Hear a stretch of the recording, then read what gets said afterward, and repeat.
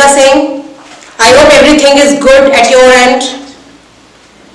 See children, stay indoors and be safe. You're very precious for your parents. But yes, utilize the time, spend that quality time in your studies. Because of lockdown, I also could not manage a bigger whiteboard, so it is here. I hope you will adjust with this. So the note making actually, this comes in RC, that is section A, reading comprehension. Okay children, I've already, in my previous video, I've explained you about question number 1, the passage for comprehension. This is question number 2. You can see it comes in section A and the marking scheme is, the first subpart is note making and the second one is abstract summary. Note making is a 4 marks and abstract summary is a 4 marks. See, there are several strategies children which you should keep in mind while making notes. First of all, the reading comprehension when I did, I told you the passage should not be read very thoroughly. But here, you need to read the passage very thoroughly. So the first point itself is read. Okay? Read the passage thoroughly, carefully, so that you can understand the gist of the passage. This is going to help you out. Second point is underline. Now what are you supposed to underline children? You are supposed to underline the key points. Why are these needed? This is needed in the abstract summary even. And while you make headings and subheadings, you will require this on and off. Third thing is the title. Now this title should be eye-catching and very appealing and an apt one. You should always keep in mind that this title gives the first and the last impression on your examiner. So this should be dealt with very seriously. Title should be, it can be rather, in the form of question. For example, if the passage is on television, you can write television and its impact. You can write how our lives are affected by television. You can also write television an idiot box, television a boon or bane, likewise. While I'll explain you the example, I'll tell you some more ways. Then comes the fourth one, that is heading and subheading. Now what is heading and what is subheading? While I'll teach you format, you'll understand this. See, normally children can get confused with title and heading. Title is given to the whole passage, but heading is given to the particular paragraph. That is the difference. Then comes abbreviations. Now what is this abbreviations children? These abbreviations and symbols can be used in note making. These abbreviations can be of two types. Some of them are standard abbreviations which are already accepted, like for H2O you write, for water you write H2O.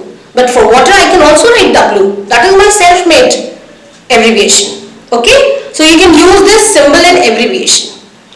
Sixth thing is indentation. Indentation. Now what is this indentation?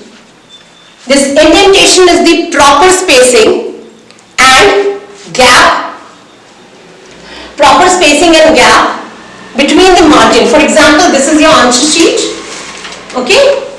This is margin and here from here you begin the sentence. So this particular space is called indentation. So this proper spacing is required, which normally our children commit a mistake on. Seventh point is omit. Now what you have to omit? You have to keep in mind children that omission of which things? There are several parts of speeches which you can omit, like you can omit helping verbs, you can omit articles, you can also omit connectors. So please go on omitting all these. And the eighth and the last point is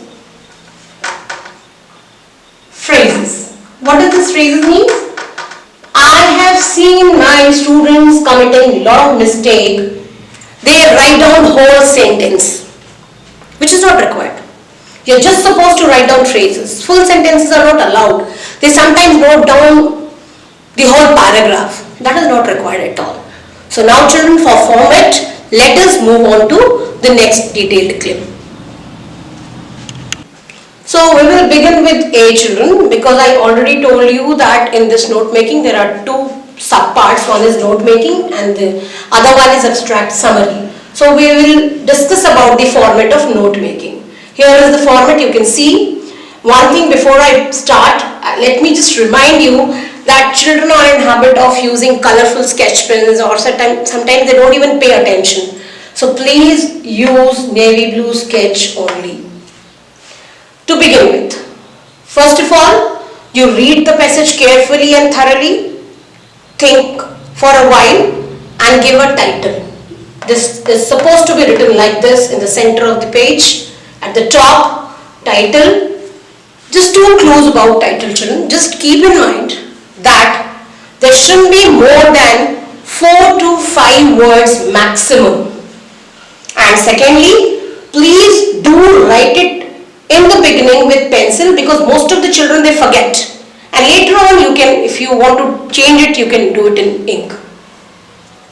So this, after writing title, you will do like this. There are many ways. There are decimal systems, there are indented systems, but this is number system. Number system is, there is heading, subheading, you can see point, and then again heading and subheadings. You can see this dotted line drawn here, which shows that this needs to be drawn with pencil, children, because you can later on rub it.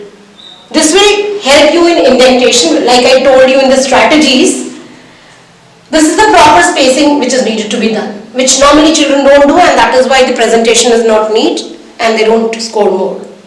So you will read the first paragraph, give it a proper heading, and then only underline the key points that will be considered as subheadings, and if at all that subheading has got any point, it has got points, you can write here like this.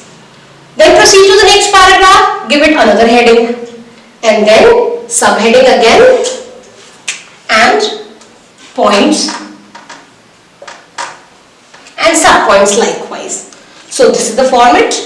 Here you will make a list of abbreviation used. Normally I have seen children making it either at the top or in the end, which is not acceptable. Please do make that table on the right hand side of the answer sheet. Here you have to just keep in mind that this can be abbreviation or symbols. It is minimum 4 and maximum 8. You can use symbols, standard abbreviations, self-made abbreviations, likewise. Now moving on further to the next clip for abstract summary. Now coming on to the B part, that is abstract summary, which is also called abstraction.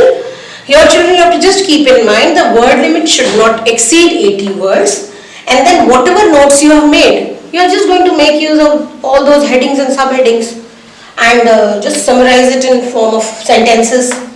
Brief, it should be brief and precise. There is no need to write a long, a boring, a monotonous one. It should be brief and precise. That's the only thing you have to keep in mind. Thank you so much. Wait for my next video, children.